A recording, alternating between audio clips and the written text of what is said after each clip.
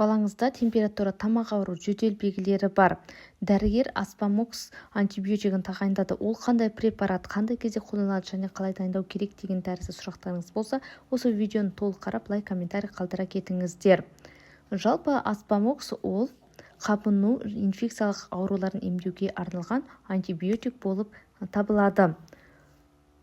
Жоғары тыныс жолдарының инфекцияларында құлақ, мұрын, тамақ инфекциясымен қоса ортаңғы отитте, жедел синусит, танзилит, бактериялық фарингит кезінде, сондай-ақ бүйрек қабынулары, пиелонефрит дейміз, созылмалы бронхиттің асқынуында, пневмонияда және де несеп жолдарының қабыну аурулары кезінде циститте қолданылатын дәрілік препарат болып табылады.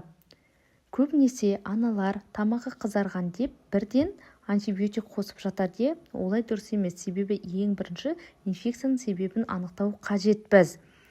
Мысалы, мына жағдайды қарайтын болсақ, мына жерде тек қана тамағы сәл қызарған. Бұл бізде көбінесе вирустық кезде осындай тамақ қызару болады. Ал мына жерде бадамша бездері ісініп, ақ налеттар дейміз пайда болған. Бұл кезде бірден дәрігерге қаралып, антибактериалды емді алу керек болады.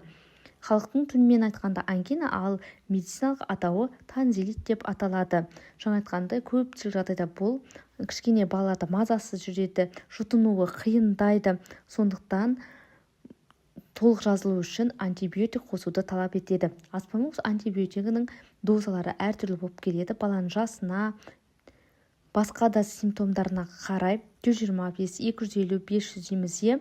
Соған орай дәрігердің рецептімен ғана пайдаланатын дәрілік препарат болып саналады. Әсіресе бүйрек функциясының жағдайын дұрыстап қадағалау қажет болады.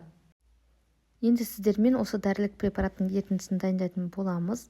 Бұл менде Аспамокс препаратының 250 мг дозасы. Құтысын ашамыз. Өте жақсы мықтап жабылған.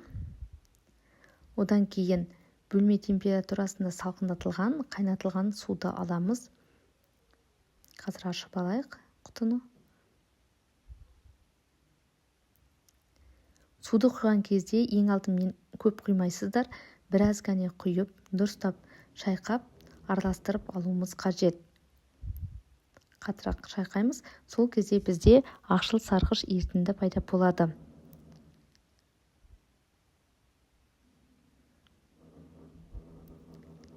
Дайын. Енді құтыны қарасаңыздар, өзінің өлшем сызығы бар. Сол өлшем сызығына дейін қалған суды жеткізіп құюымыз керек.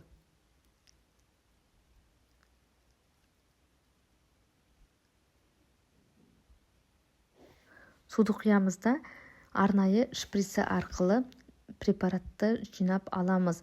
Бұл менде 2 жастағы балаға 4 мг тағайындалған. Осылай 4 мг-ға дейін жинап алдық. Одан кейін балаға антибиотик берген кезде міндетті түрде пробиотик қосуды ұмытпаңыздар. Себебі баланың ішектері бұзылады, іш өтуі байқалуы мүмкін. Көбінесе дәрігерлердің тағайындайтыны және де тиімдісі ол энтерожермина препараты болып табылады. Антибиотикті тағайындау уақыты ол аурудың дәрежесіне қарай әртүрлі болып келеді. Көбінесе орташа шамамен 5 күнде қабылданады. Себебі толық біз бактерияларды жоюымыз қажет. Ақпарат пайдалы болса, лайк, комментарий қалдырып, қолдау білдіре кетіңіздер.